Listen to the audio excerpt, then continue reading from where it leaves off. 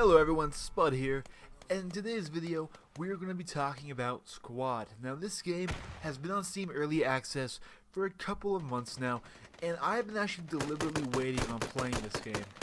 When it first came out on Steam Early Access, it had a myriad of problems, but it has massive potential. This game really has potential to be a true gem among an otherwise relatively thin market for this genre, which is the realistic sort of milsim shooter. And I'm really excited for this game. I'm really hoping that it doesn't fall into development hell or into, I guess, early accessism, where it's just constantly updating alpha, never actually fixing bugs, just adding in broken content. Cough, cough, Daisy, cough, cough.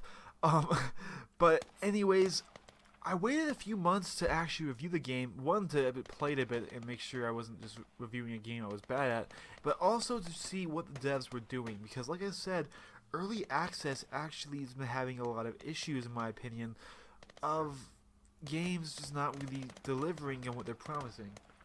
And I find that, you know, the dev team so far has done a pretty good job. The current build of the game that you're seeing right here is version 4.0. It's been through approximately 3 or 4 or 5 releases of updates, and they've been going not too fast, but the updates that they have launched have been pretty substantial. They've changed weapons, how they work, they've added in some more sights. Weapons are still very basic in this game, especially if you're playing on, like, say, the terrorist side, like I am here in this footage.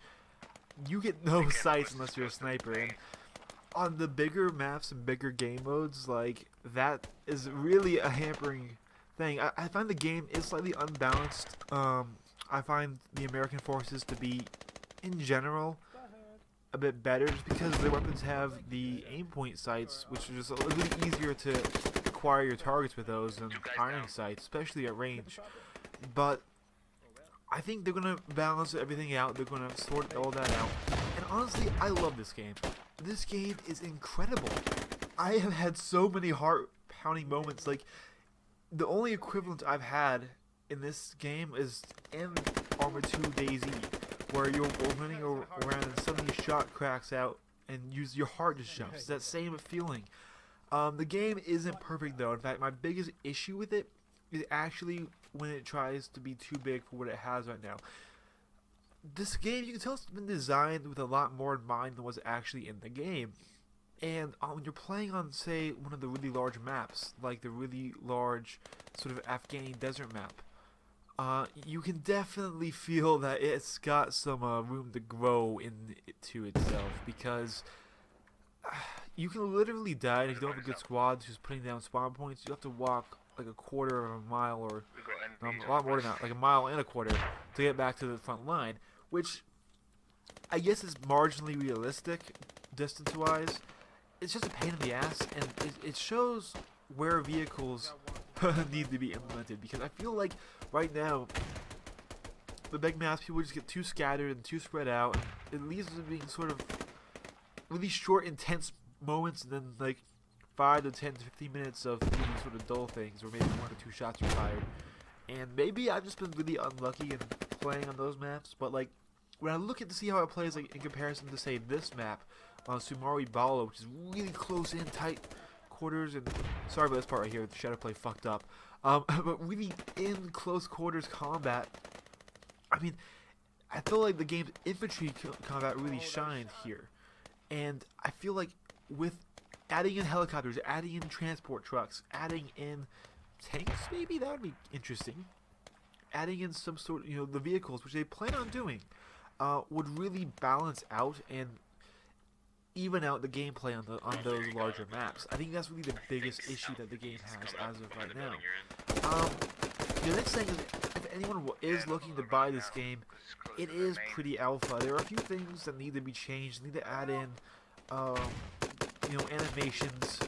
They have some weird bugs, like that guy was nowhere near his base, but he had base protection. Could have been a hacker, I don't know. But another thing that I feel that this game needs is some HUD adjustments. Like, as you see, you get a compass, and you get a fire rate indicator, and you get a ticket and time indicator at the top right. and whenever you change items, you get a little, I I will guess, keep item myself. inventory bar on the right. But where is the magazine count? I mean, in real life, you would have access to like knowledge of how many magazines you have left. Like, you only carry 2 magazines for your pistol, and I didn't know that. And that led to some issues after I ran out of ammo in my main rifle, where I got a little bit too frisky with the guy with my pistol out, and didn't realize I only had 3 shots left, and that it didn't work. It did not end well for me. So, I mean, I feel like they just need to do a few adjustments there. They don't need to add in, Call of Duty things or like hit markers or things like that. I think some people have been requesting those, but I really like the minimalistic, HUD like it has. I feel like it really needs to get the a magazine indicator there. Next, I think that this game, it really does, like I said before, it has potential to be something truly amazing. But if you're looking at buying this game right now, something you have to know is this game is a spiritual successor to Arma 3 in all the wrong ways. It's just about, it's not quite as hard to run, but it's close. And it's one of those games that, like, I have a pretty damn awesome PC. I can get around 125 FPS in Battlefield 4 in ultra settings. And I turn off anti-aliasing, I can get around 140, 150. My PC is pretty awesome. If you really want to put my specs in the description, you guys can check that out. But this game, I can, on the large maps, I get 40 FPS. And on this map here, I was getting barely 60. And I have an 144 Hz screen, so that's really not okay for me. I would prefer to at the very least 72. And I feel like my system should have been able to push that. And I was looking at my GPU usage, and it was approximately 72%, which is not good. So either I was having a CPU bottleneck, which is very likely this is a CPU heavy game, or it's just not fully optimized yet. So be aware that if you guys have sort of lower, medium end rigs, things that, I guess more around like Insurgency level machines or Call of Duty level machines, watch out. This game is going to be a bitch to run for you. Anyways, guys, if you're planning on buying it, I still recommend to wait a few months just to get the dev cycle a little bit deeper in there. But anyways, guys, if you watched, thanks for watching.